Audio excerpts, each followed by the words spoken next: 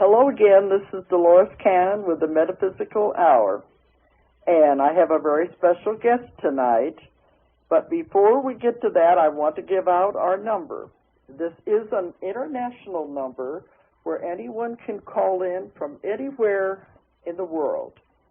The number is 877-876-5227. 877-876-5227. This number is toll-free all over the world. Although a lot of times when I do a show, no one calls in. They always say they're too busy listening anyway. Okay, but my guest tonight is PMH Atwater, and she is truly a legend and a wonderful person. And, well, hello, PMH. Well, hi. I didn't know I was a legend, but that's okay. All right. I wanted to say, you know, we go back many, many years. Oh, I met you ages ago. Well, I was just thinking about that. The very first time I ever met you was about 14, 15 years ago. Oh, easy, maybe longer. And I know it was at the Global Science with Dean yes, Stonier. with Dean Stonier. Yeah, that does go back a ways, doesn't it? Yeah, and that was the very first conference that I ever had to speak at. And you were already a legend by that time. Oh, my goodness. Because I remember I had you up on a pedestal, you know. I was just, you know, you were like an idol. And oh, my goodness. Hon, I'm just a rascal. That's it. The what? I'm a rascal. That's it, you know. But I remember, you know, you were just like an idol in my eyes, and here I was just you're so getting sweet. with my first conference, and I was scared to death. And you were so kind. You went out of your way to make me feel that I could do it, and you gave me inspiration. Well, I knew you could. I just saw it in you. But, you know, the first time to get up before an audience that big, and I was really scared, but I never forgot that you were so kind to me that day. And it really helped a lot, and, you know, it got me started anyway. But, you know, for you to take the time to do that to a beginner. Well, you know, we've come a long way since then, haven't we? Sure. Hey, I live what I know to be true. Okay, something else I want to say, too, before we get into it. A lot of people know and remember where they were on September the 11th, the day of the big event. And we know where we were, don't we? Sure. We were both at a conference the few days before in Asheville, I think it was, Asheville, North Carolina. Right.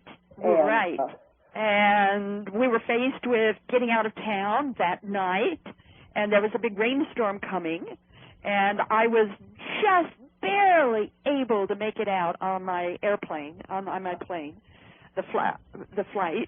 Because of all the heavy rain, they weren't sure they were going to lift off at all. But I did get home. I knew I had to get home. I did.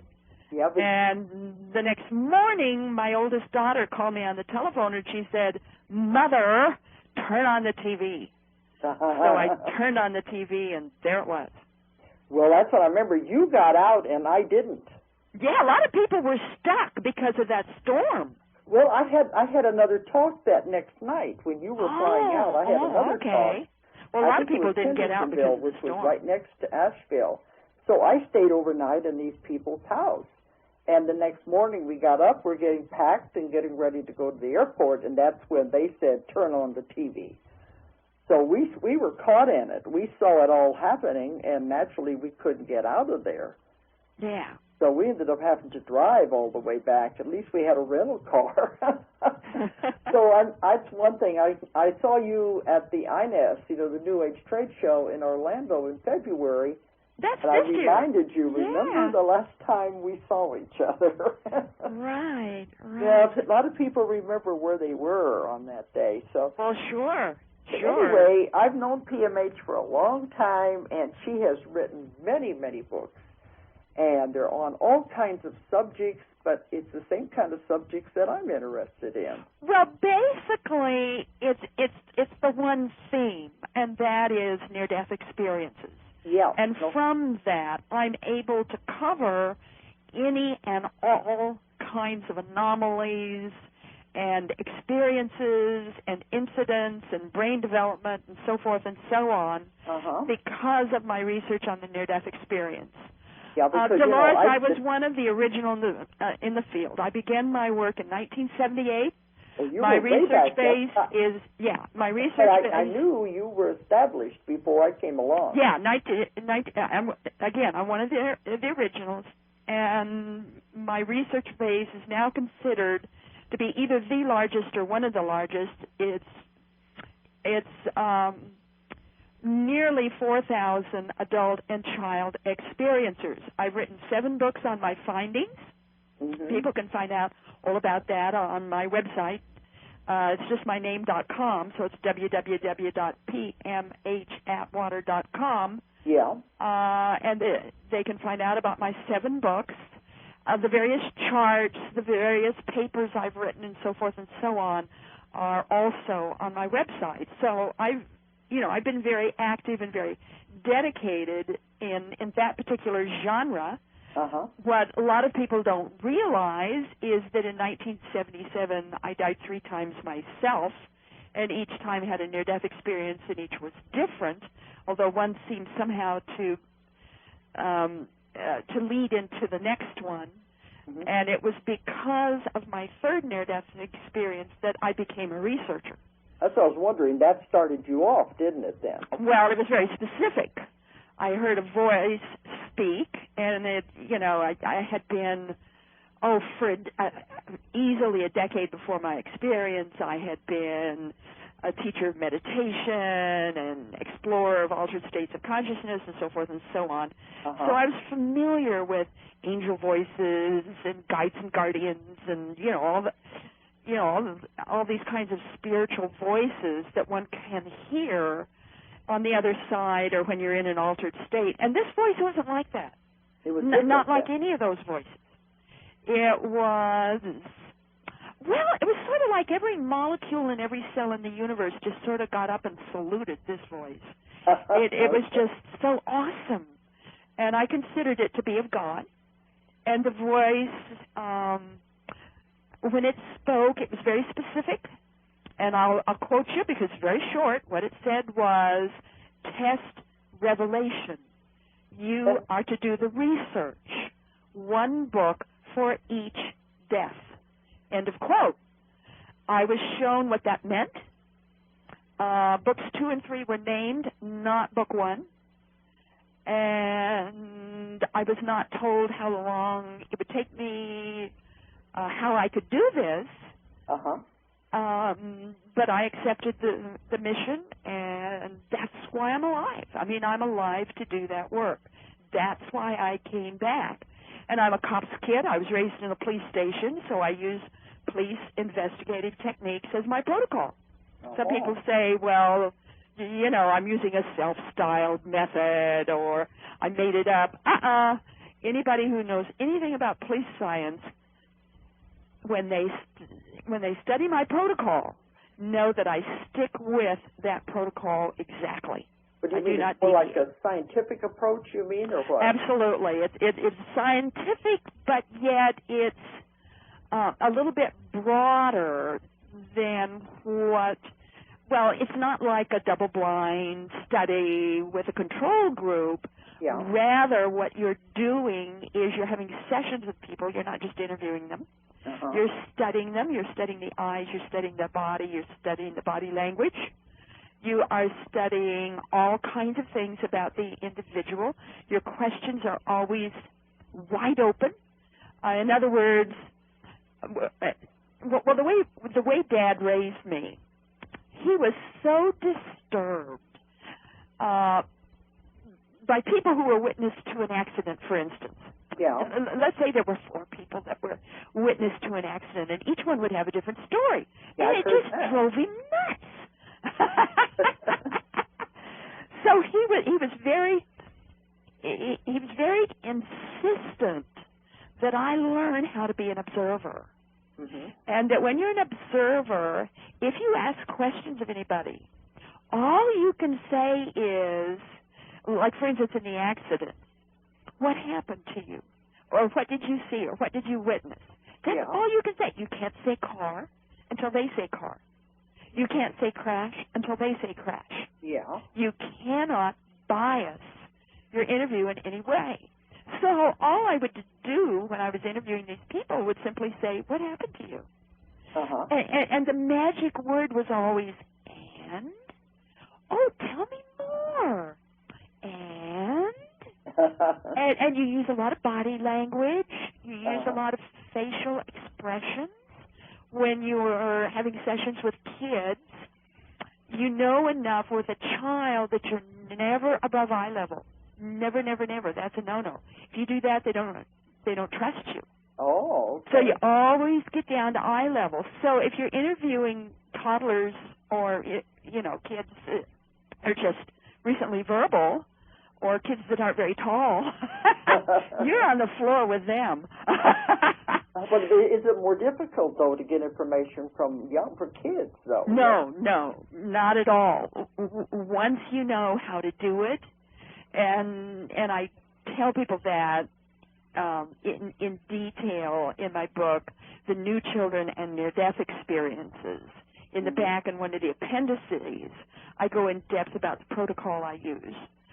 So it takes about 10 minutes, maybe 15, to gain a child's trust, and then they just open up and wow. That's what they usually say. Children are more truthful anyway. Oh, it just comes out lickety-split. They don't have the experience to be influenced that way either. Well, the younger ones certainly. So I've done certainly a lot of work in this area. But one of the things that interested you that I was working on way back when, and finally wrote a book about it, was the future memory phenomenon. Okay, but let me ask you, did you ever have any contact with Elisabeth Kübler-Ross? Oh, yeah. She's the one who got me started. Because in the sense she was involved with the near-death experience way back. I met her in Chicago at the O'Hare Airport in July of 1978. Remember, I began my work in November of 78. I met her in July, and I think it was July. Yeah, it was either July or August, but I think it was in July. Yeah. And her plane was late for a trip to Europe. It was over an hour late. And I recognized her, went up to her, and asked if we could just visit. And we could. We did. We sat on a bench, just the two of us.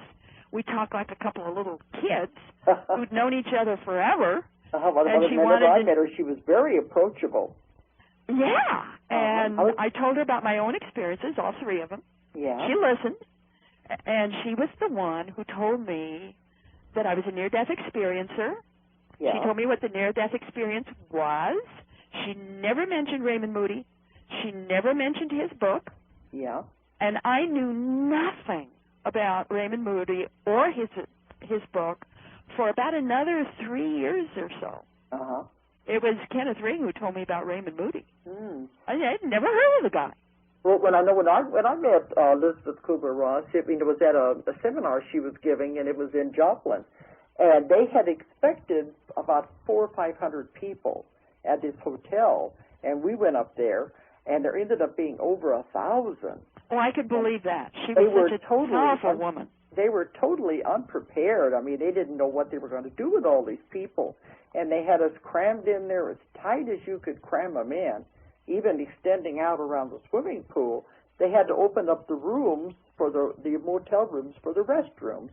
And anyway, when she arrived, she said they almost didn't let her in because she was dressed in a T-shirt and jeans.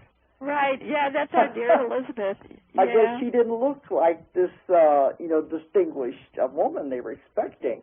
Yeah, and, she passed she over just got up on the year, top of the desk and crossed her legs and began to talk, very down to earth and very natural and approachable. Oh, yeah. So I figured if you were in this field, you would have had to have come in contact with her. Oh, yeah. She's the one who started me. Well, and then we had many other interactions after that. Okay, and then one of the life-changing experiences for me was to go and attend her Death and Dying seminar. That was in September. It started September 22nd, 1978. Well, this was in the 70s. No, August. Excuse me, August 22nd, 1978. Okay, I know it was in the 70s when I went to this one. And it was supposed to be for doctors and caregivers, and everybody was there. Yeah, I went to the one in Shanti Nilaya in Escondido, California. That was her second one that she'd ever held. And, it was through very miraculous kinds of events that I was able to get there, but I did. And well, we know nothing is a coincidence. And of course, that was a biggie for me. And then I began to be able to integrate my own experiences after that, and took off on my own future memory episode. In other words, living the future before it occurred. Okay, I lived a whole year before it occurred. Now we can get into that. Okay. But did you start doing this as a result of the near-death experience? You began seeing the future, or what? Tell us. I'm not talking about seeing the future. That's clairvoyance. I'm talking about pre-living it. Okay, that's what I mean. Very different. Explain what you're talking about. But it happened as a result of the near-death experiences? For me, it did. Yeah. For me, it did. And we now know that these kinds of episodes do occur for people. They're part of the after effects not only of near-death experiences, but of any kind of impactful, transformational spiritual experience. So any kind of experience that really flips you around, that's a breakthrough experience, that's truly a life-changing experience, that is so impactful that there's no such thing as life as always. It just completely changes you. So you the after effects of those kinds of things is future. Among the after effects is episodes like future memory. Yeah, so you don't actually have to die. It's just kind of a changing experience. Right. And Ken Ring at that time, he's one of our pioneers in the field of near-death studies that came after Raymond Moody.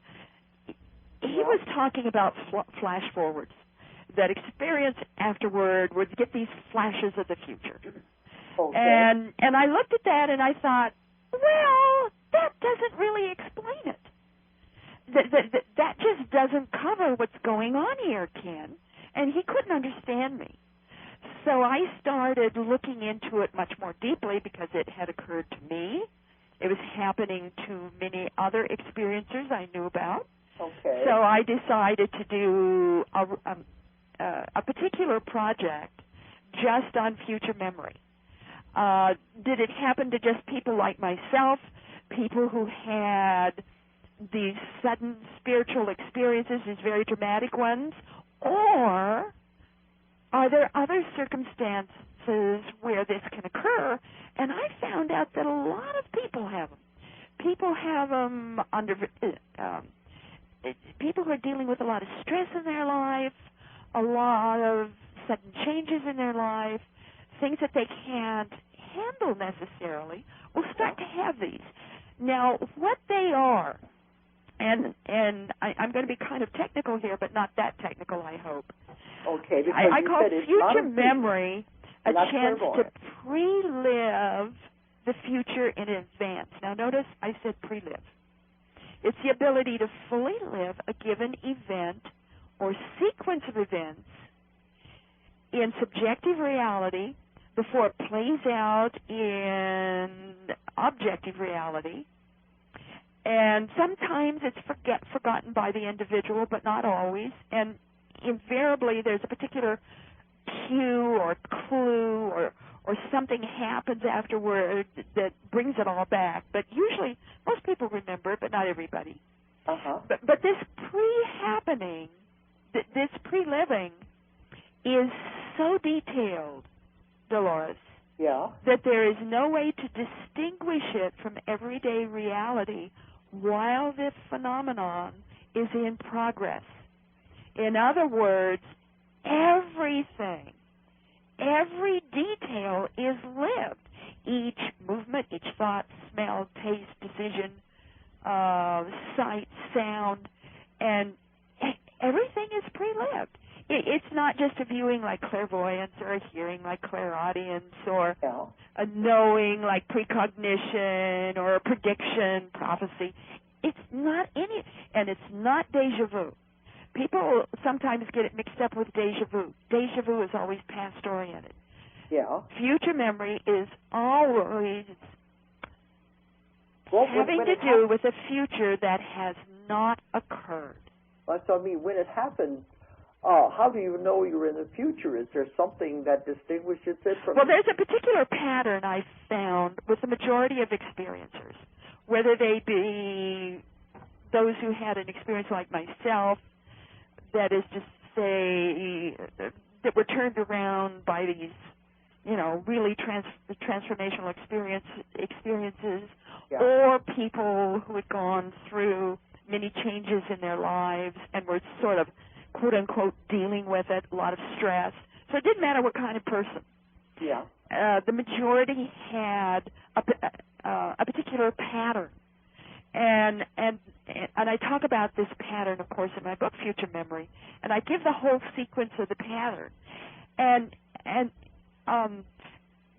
The first clue, the physical sensation at onset, is almost always either a rush of heat coupled with a feeling of exhilaration, or somehow there's a lift felt or a ringing sound in people's ears, or somehow they feel themselves being exhilarated. Well, right now, Dolores, before you go any further, right now you know from that the fact that there are physical sensations, that there are chemical changes occurring in the brain. Right now, you know this is a physical event. This is not imagination. This is not a projection of some kind. This is not an illness, or you're not playing games here. This is absolutely physical. And so the person, you could just be sitting in your house and you suddenly start having these feelings. And one of the things I found, Dolores, is that these kind of events almost always, not always, but almost always happen when the person is physically engaged in life. In other words, you're not sitting on your bum dreaming, or you're not, doing the usual meditative, quiet kind of thing. You're walking, or you're vacuuming, or you're doing dishes, or you're engaged in some kind of activity. Yeah. And almost always it involves mundane events. Once in a while it would be a major event that the person would pre-live, but the majority of cases were always mundane events. Let me give you an example. Let me give you an example of one of my own. Example. Okay, go ahead. Yeah, this is when my husband and I were living in Williamsburg, Virginia. Yeah. And let's see, what is it? Maybe 20 years ago now. Anyway, a while ago. And I was in the kitchen. He was in the dining room. He was reading the paper. He had the paper held up. And I went over to pick up the lunch dishes and turned around, was walking into the kitchen. I was holding the lunch dishes, and all of a sudden, the phone rang. We had a wall phone in the kitchen. The phone rang. Yeah. I went over to the phone. I answered the phone. And there was a man on the phone who had just come into town. He was the head of the promotional division of the company my husband worked for. Yeah. And he said, I hear you would like to join forces with us and hand out flyers and be part of our promotion on this next big sale. And I said, yes, I would like to do that.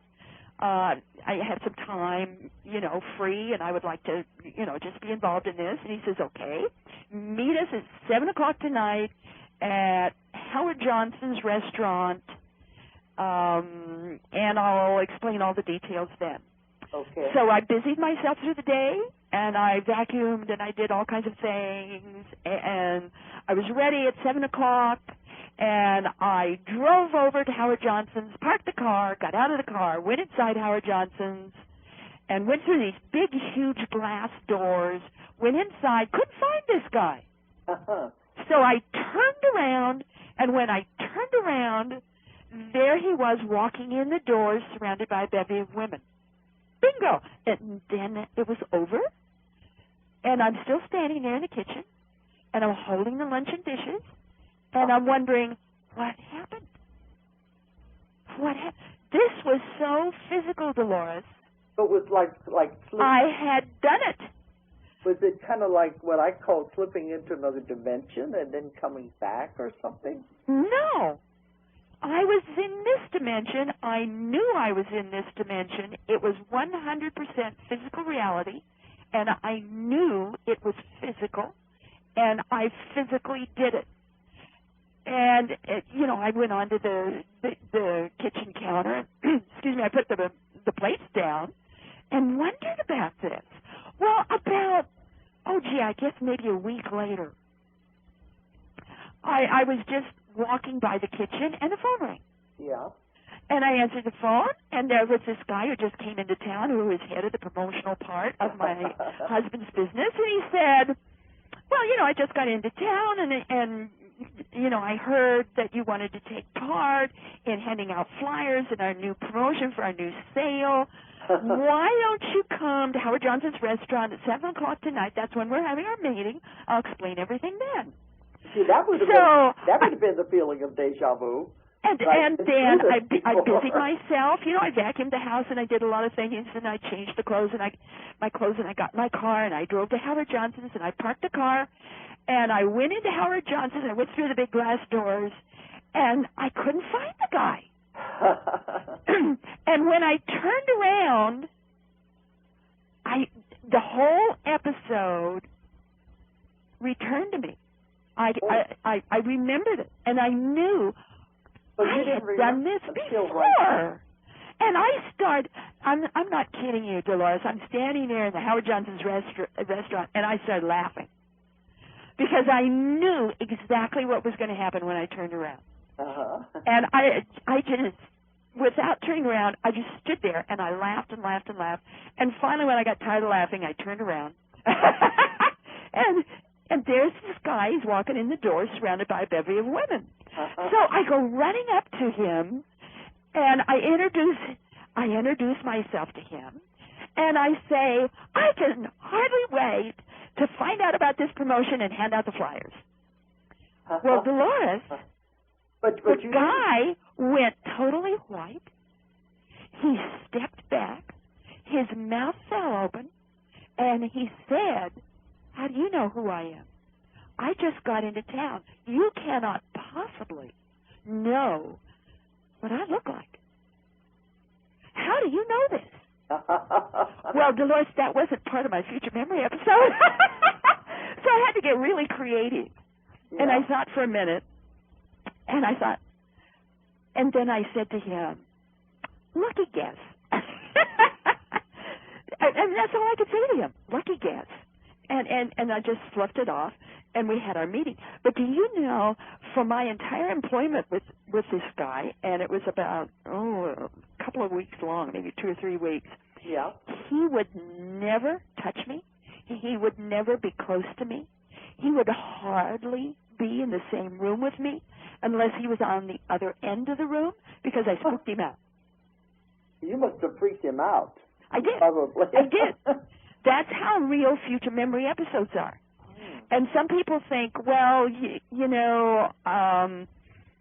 these pre-happenings, these previews, these overlays of reality enable us to prepare, to get ready for the future before it occurs. Yeah. And the purpose of that maybe is to experiment, maybe to change the future. In other words, we change our mind. When we pre-live it, we find out, no, I don't want to go through that, so we can change it. Well, that's what in my work we found out. There's many probabilities, possibilities. Well, Dolores, what I found out was just the opposite. Let me give you an example. But the main thing is you didn't remember it until you were going through it. I didn't that one. I didn't that one. The others? No, that was not the case. It didn't come back to you until you experienced it. That was true in that one. Yeah, that was not true in the others that I had. That is not true with all of the other people I had sessions with. Yeah. It was true with some. It was not true with all. Now, let me share with you a woman in the state of Washington. She was just walking through her living room, and she had one of these future memory episodes where she pre-lived her husband coming home and saying that he had a meeting he had to go to. He didn't know about this meeting in advance. He had to go to this meeting, and he left, went to the meeting. There was a serious car accident, and he totaled the car. And that so freaked her out that she became very, very hyper alert. Well, when her husband came home several hours later, and he said to her, well, there's been a sudden meeting that's called, I'm going to have to go to it. She intervened. She said, oh, well, I'd like to drive. So she intervened in the event. She drove him to the meeting. She drove him home. There was no accident. And she breathed a sigh of relief. By intervening, she was able to turn it around. See, that's what I mean. Well, Dolores, hold on. A couple of days later, same week, another sudden meeting turned up. This time he didn't tell his wife. He went to it. There was a serious accident, and he totaled the car. So it was meant to be. Her intervention only delayed the episode. It did not stop it. All right, yeah. Now, hold on just a minute here. Let me tell you a little bit about some of the other things I noticed, and then let's go for the big one. Okay, some of the things as you're talking, you're reminding me of an incident that happened in my family. I didn't know what it was. We just chalked it up to one of the weird things that happened. I think a lot of your audience is going to click here. But you want me to tell this one real quickly before you get into the big one? Do you want to tell yours? Sure. Okay, because you just reminded me. It was so weird. But it was my daughter, and she was asleep. And her teenage daughter was in the bathroom, taking a shower and getting ready to go to bed. And she was asleep, and she thought she was having a dream. Her daughter come running into the room, crying and hollering, totally naked. And she said she was cutting her toenails, and she cut her toe, and it was bleeding. Well, and anyway, then it was like that was the end of it. And my daughter was saying, wow, what a weird dream. And she rolled over, and then the next instant, here she really came running into the room. It was like it was repeating itself. Mm-hmm. And she thought maybe she just saw it before it happened or something. Well, some people do have them in the dream state or the alpha state, but most people have these episodes when they're wide awake. But she didn't know what to call it, just a weird thing, Yeah, well, most people are not familiar with the term future memory, and most people haven't read my book, Future Memory. Yeah, so we'll have to tell her now you were just having a future memory. She was having a future memory episode. All right, now go on with your example.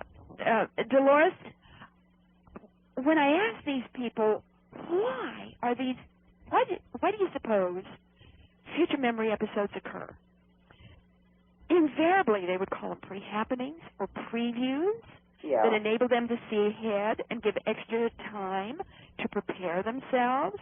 Some people call them advanced practice sessions in living. Yeah. Some people call them a chance to experiment with other possibilities in living. Some people call them a window into their future. But what I noticed when I really dug deeper, is that most people felt that future memory episodes enriched and enlivened their life while imparting a sense of purpose and meaning. They regarded it as a gentle nudge to help them live life more sensibly and more responsibly. It reestablished a natural rhythm to how their lives unfolded. In other words, kind of like a flow state. It left them with a keen sense that each person and each activity matters, no matter who you are and what you are. Well, that's all well and good, except that it didn't satisfy me. And I really didn't make the connection to what I think is really going on here until I started studying brain development in children. And that's when I hit pay dirt. Children in the process of temporal lobe development. Now, you know your temporal lobes are that section of the brain at or near the temples on each side of your brain. The head. You know, each side of your head. Those are your temporal lobes. Part of the brain, what does that part represent? What activity? Well, they're like the libraries of the brain. That's where you have, that's where is stored all the shapes, sounds, all the stuff of life is stored there. It's your incredible libraries. It's called the Imagination Center. You know, we can go on with all kinds of terms about what the temporal lobes are, and they're located at or near the temples. So the temporal lobes. A child by the age of 4 is almost entirely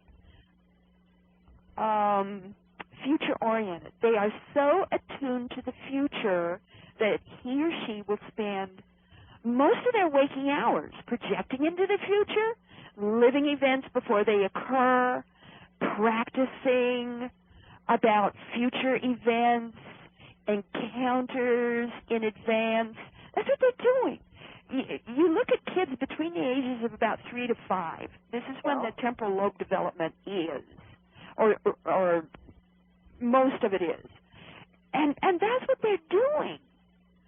And but they don't have any way to communicate that because they wouldn't understand it. It's one of the major ways a child has to explore and practice living. In other words, you cannot progress through the earth plane without a sense of future. It's what gives you continuity and contrast. So that's what these kids are doing. I have to contact with your past to function in today, in normal world. But do you think it also has to do with the future? I think future is absolutely essential. When I started looking at actual brain development in kids from 3 to 5,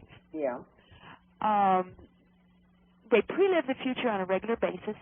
They spend more time in the future than in the present. They play with futuristic possibilities as a way of getting ready. This enables them to rehearse. They have no natural understanding of time-space states, so they consider future an aspect of now. That's how they gain perspective and continuity. The idea of continuous scenery and connected wholes, it's all from these future memory practices or rehearsals that they have. Well, my dear Dolores, hold on to your hat. In my research of near-death experiencers and other people so impacted by other transformational events, they invariably started remembering the future before it occurred, either through future memory episodes or other types of futuristic abilities like clairaudience or what have you. In other words, tuning into the future is part of the after effects of these kinds of experiences. Well, when I looked at that, when I looked at how it was happening, I made the connection. When we have undergone a major transformational event, it doesn't matter how it happened, we automatically revert to the same behavior patterning as children do between the ages of about 3 to 5, and I believe for the same purpose. With adult experiencers, we often pre-live the future on a regular basis through different kinds of dream episodes, visions, future memory episodes. Yeah. We pre-experience life's challenges and opportunities before they occur as a way of preparing to meet futuristic demands. We are no longer restricted by a sense of time-space states. We have more of an awareness of simultaneity and the importance of now. We're starting to embrace broader dimensions of future. With the kids, it's the development of the temporal lobes. With the adults, it's the expansion of the temporal lobes. With the kids, it's the birth of imagination. That's what scientists call this time frame.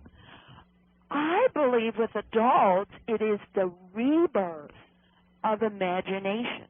In other words, future memory episodes are a signal that the brain is developing, evolving, moving into higher states of consciousness. I believe it is a signal of the development of the higher brain, so more and more of the higher mind can be accessed.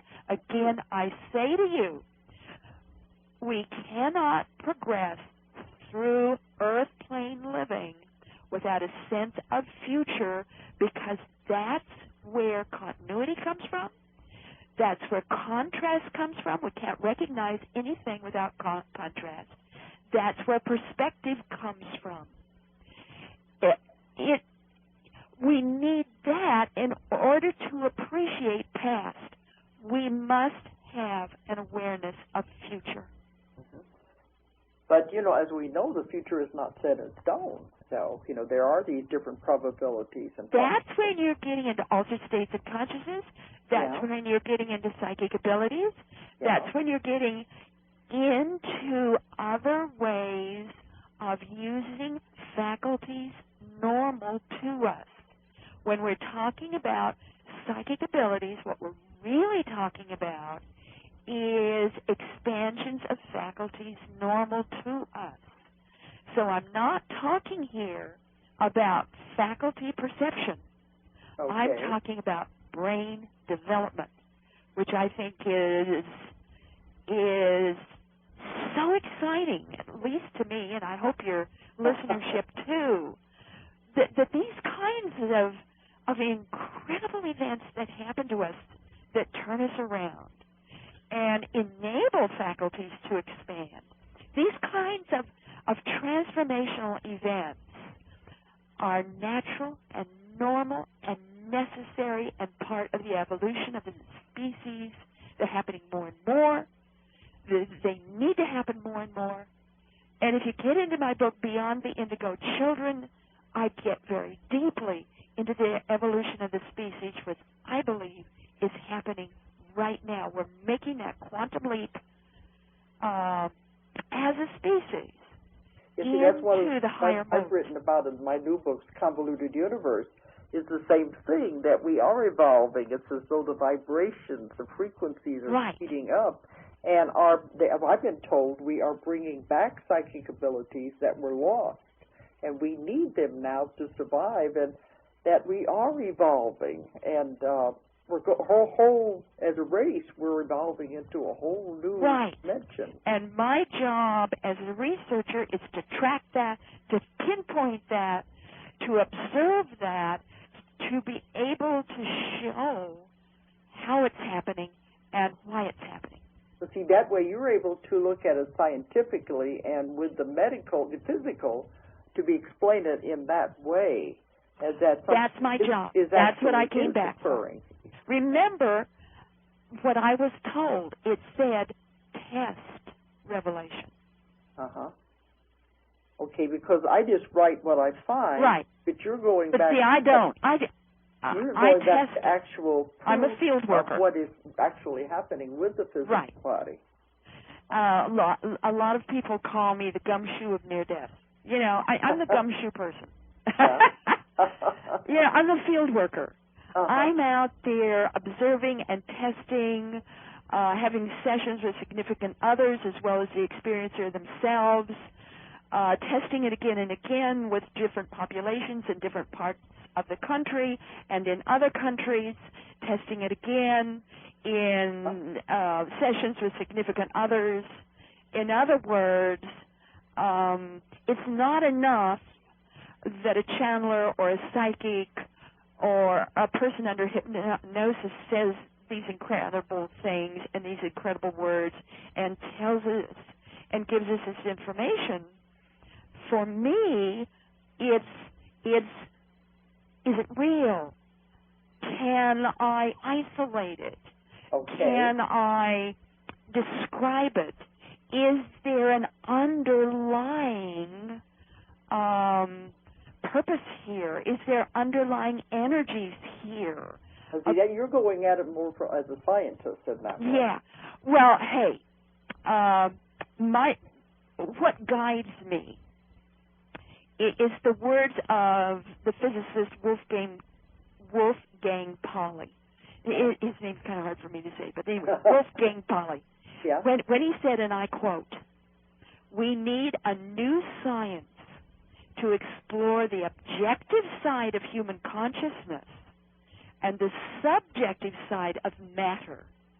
Not mysticism, but a science willing to incorporate objective and subjective avenues to discovery while recognizing the legitimacy of personal experience." End of quote. Yeah, but that's where you have to be objective, which is difficult because, you know, it is bordering on the psychic. That's the new science. Yeah. That's the new science. And I consider myself to be one of the new scientists. Yes, I consider you to be that, too.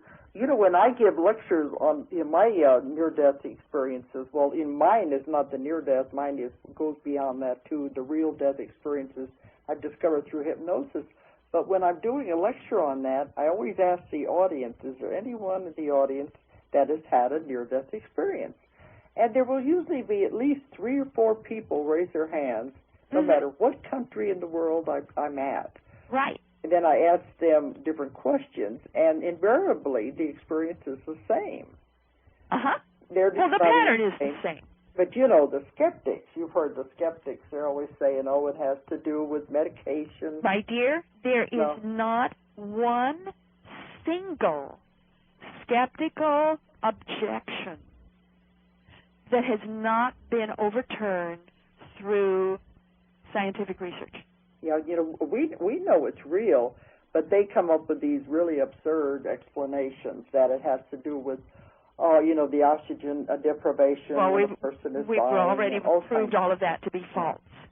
I'm now in the process of rewriting and updating the complete Idiot's Guide to Near-Death Experiences. Yes, I wrote an idiot's book. And you said it's not a very good title, but it's... Only the new one will not have the idiot's name in the title. I'm getting rid of that title. I didn't have any choice before. I do now.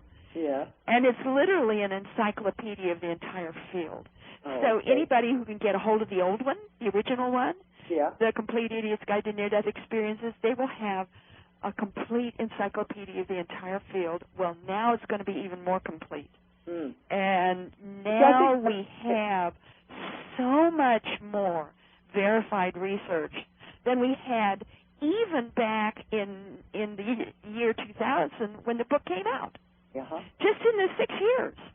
And I think the new information is so exciting. That's why I think what we are trying to do is to present enough information that maybe the skeptics will be turned around, the scientists and like that, because I always figure in a scientific experiment, they repeat something over and over and over again before they declare that it's valid. What's the difference between that and the kind of work that I do, where I have the same results over and over and over again? That, to me, is scientific evidence. But, well, you're going to have to underscore that with third-party verification and, that kind of stuff. And if you're able to underscore your work, then you're going to have something that's worth looking at. What you have to consider here is that millions of people who have near-death experiences do not prove the near-death experience. What you have to look at are the patterns.